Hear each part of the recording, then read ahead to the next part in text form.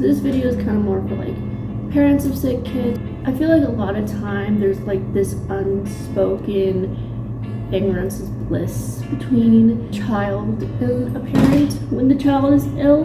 As a child, you know that your illness is affecting people, and you know that it makes ones you love sad or stressed or angry. As a parent, you don't want to tell your kid that because it's from them. There's kind of like this pain that never really gets talked about between. My mom, I know I affected her in so many ways, and as a kid I always knew that she was sad. I always knew that this was hurting her, but we just never talked about it.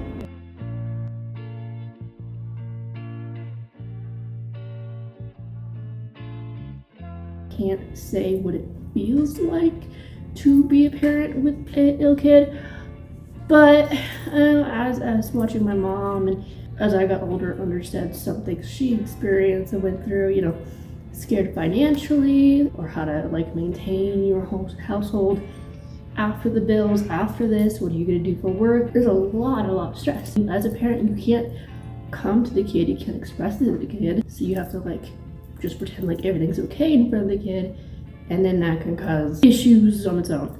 As an ill child, I think the main thing I wish my mother and any parent out there really understood is that I know there's nothing that she could have done that was like correct.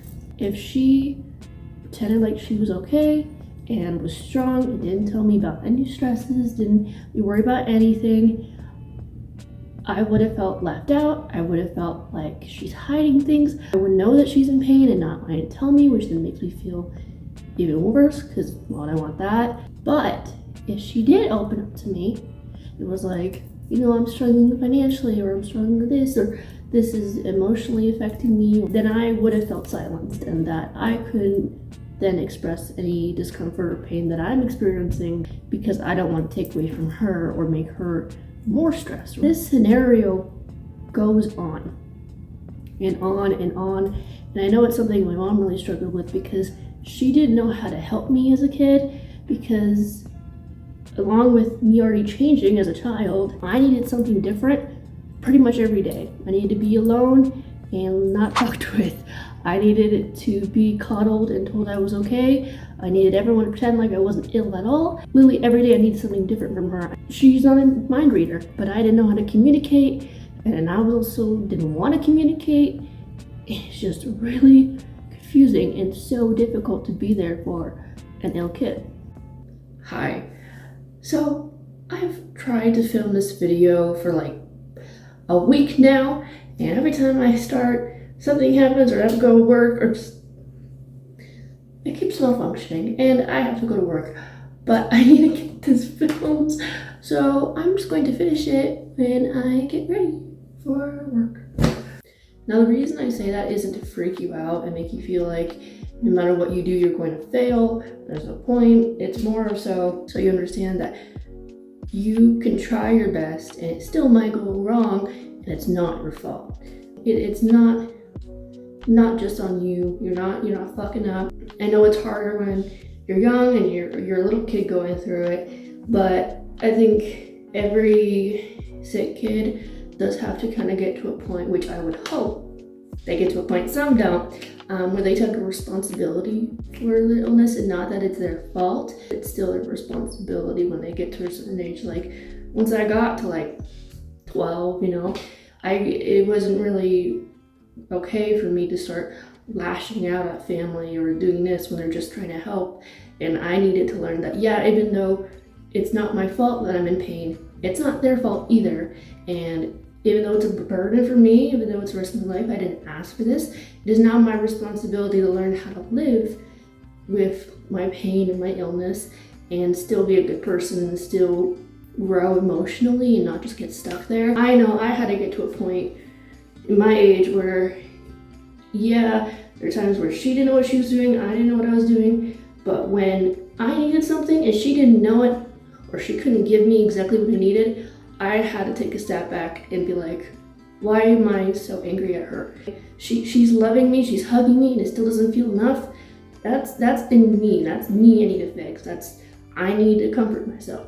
If it goes wrong, if you're trying to be there and comfort your child and be lovey, and they can't, and they reject it, and they fight back, you still have to change. You still have to put in the work to be there what they need. But it's also just the person. It's the kid's emotions. It's not fully on the adult. I was really angry as a kid, and I took it out on everybody, and then I went completely mute. And I wouldn't talk about my emotions at all. I was pretty much a robot, but that's because my brain was telling me things and it wasn't true. And it wasn't like I was like, she doesn't care, she doesn't love me, but she's never done anything to tell me that.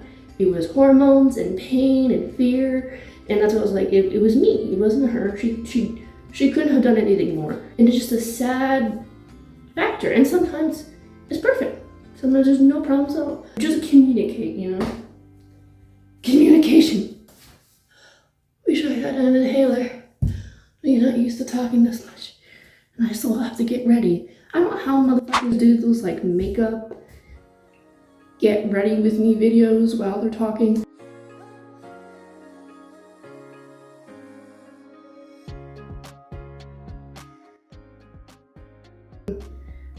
Starting to see their kid grow up and become independent or want independence. That goes through a lot of stages. My mom, she has always trusted me very well, but there was definitely like a stage, and there is kind of throughout, of a little form of coddling, but like it's understandable because I am ill and I can drop any second. And I think finding dynamics that soothe you as a parent and respect the child is the most important, but more importantly, I think communicating why you feel this way or you need to do these things, like protective things, to the kid is the most important. There's nothing I hated more than when I was a kid and I'd be like, why am I doing this? Why is this happening? And someone said, because, and left it at that. When I was a kid, if I couldn't go on the playground, because I couldn't usually, and I couldn't play with the kids, and I couldn't get my wheelchair up because I might fall or roll down it, I'd be so goddamn angry. And my mom would explain, you can't play with other kids. You're gonna get hurt if this happens, if this happens. And when she would do that when I was a kid, it pissed me the fuck off. Because I'd be like, I'll do it. I'll show you I can do it. The first few years of her having to explain, we can't do this, I have to watch you do this, you have to do it this way, it infuriated me. It's going to. For anybody.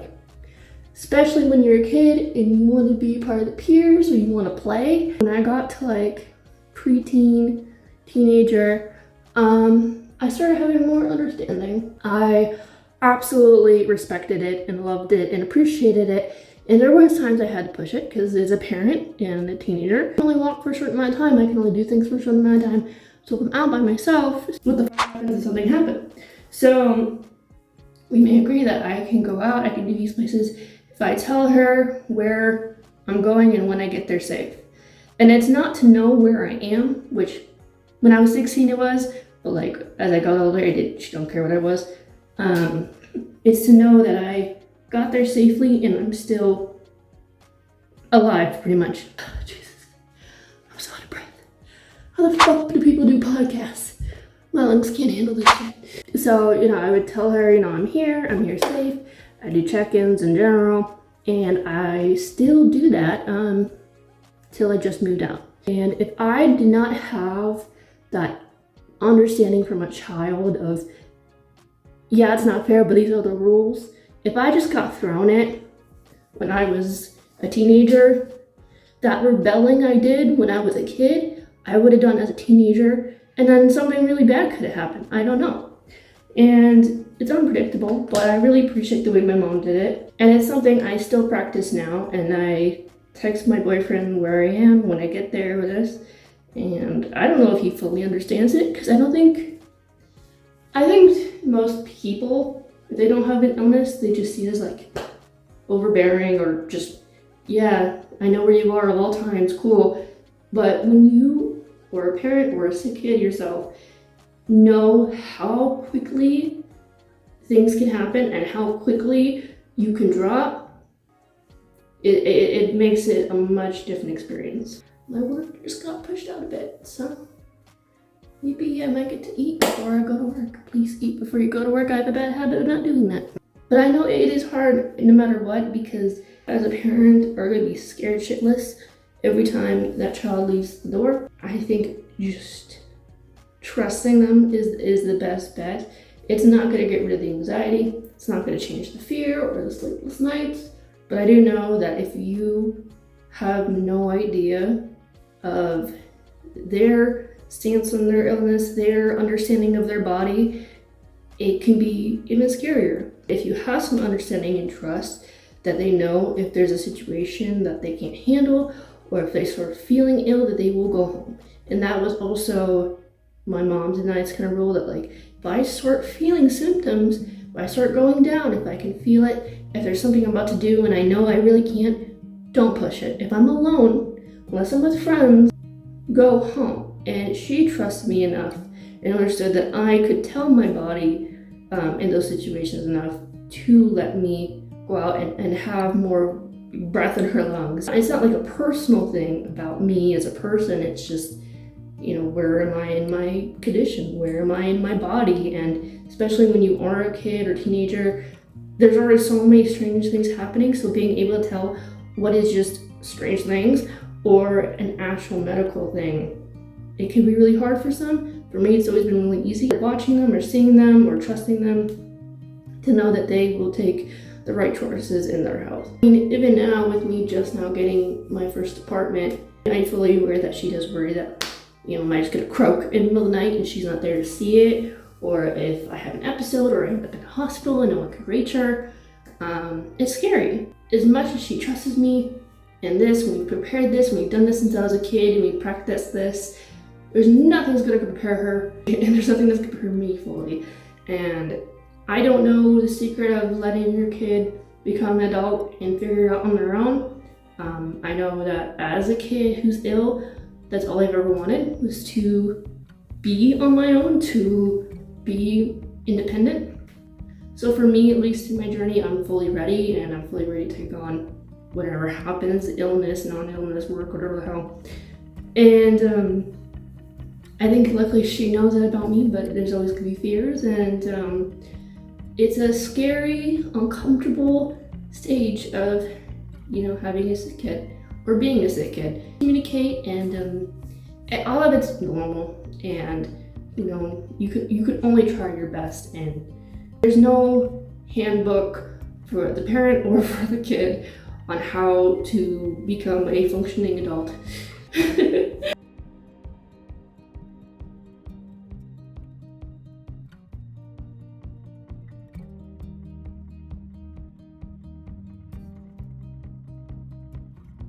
And we moved to my bed because my pain started getting high and my hips started dislocating, and I talked too long and didn't get my makeup done, which is normal. But luckily my work is postponed, so it works out.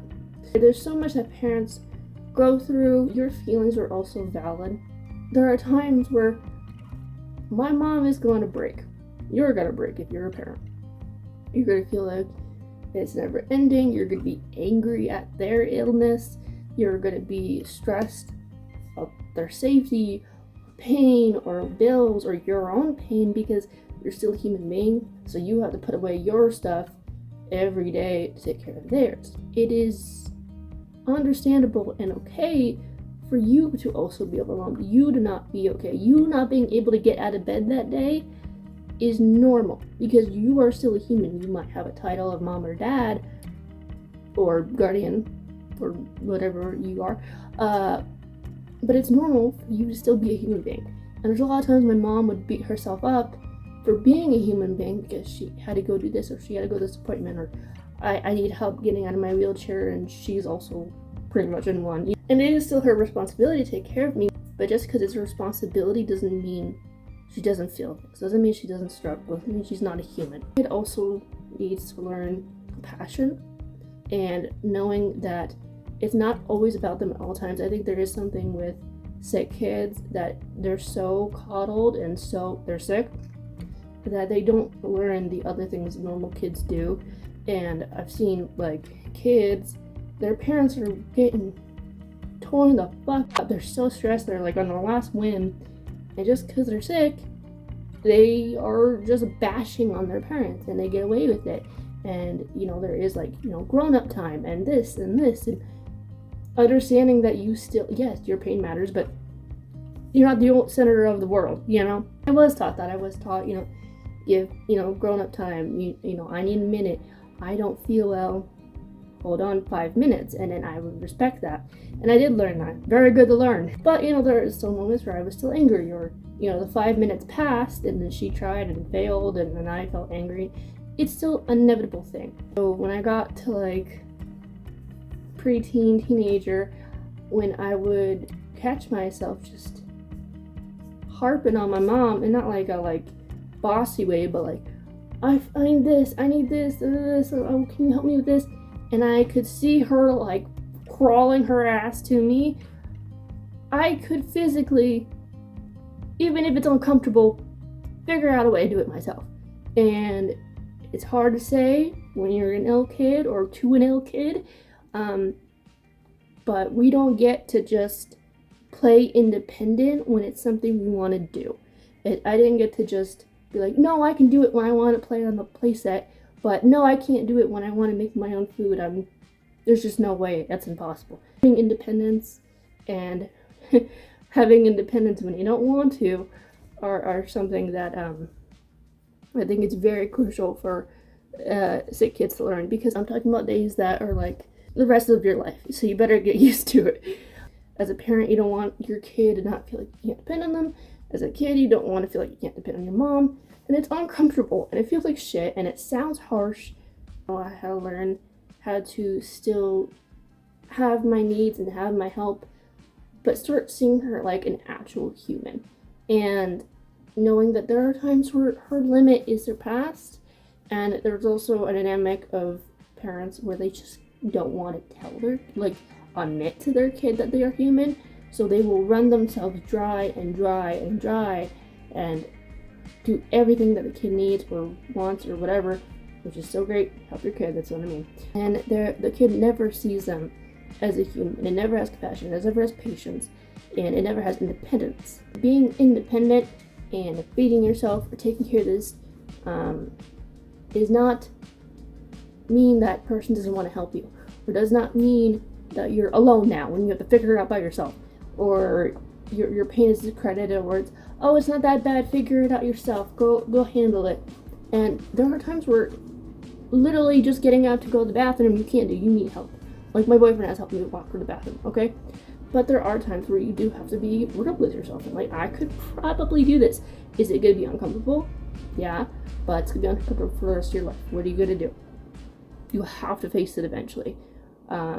So yeah, I think that with parents is super important, of learning how to take care of yourself, because every kid learns that. Every kid, once they get 10 or 12, I don't know normal age, but you start making your own food, you start doing your own homework all by yourself. An ill kid needs to learn those things too. They're going to be different, but they still need to learn the basic building bricks. And it's not going to be easy. There's times where you don't know what the hell you're doing, they don't know what the hell they're doing. But again, communicating and trusting, I think that is all that I can give for parents and sick kids. Just communicate it and trust it. That's it. That's all I got. And of course, again, all these are like personal experiences, whatever works for you and your child. But yeah, no, I just want to talk about it, especially since I do see some parents and stuff on my page, and I think it's fascinating for me to talk about, especially as an ill kid. I do think a lot of people that talk about that dynamics and try to help these people are just psychologists or another parent. I don't think I've ever seen a kid try to help a parent or like give their perspective or this and that. So I think it was a really fun approach for me. And there are so many dynamics, so many relationships. If you guys like family issues and dynamics and all that, I'm happy to talk about them more if you guys want. Being ill sucks. And loving somebody that's ill is not always easy, but it's love, so it's worth it. And all you can really do is try. Every person's different. Everyone's going to respond differently. If you have good intentions, trying your best, you're doing good and you're not failing. No matter who you are, if you're the parent, friend, partner, or the ill person yourself, you're doing good. Yeah. Thank you for listening and watching in my failed attempt of getting ready in the morning.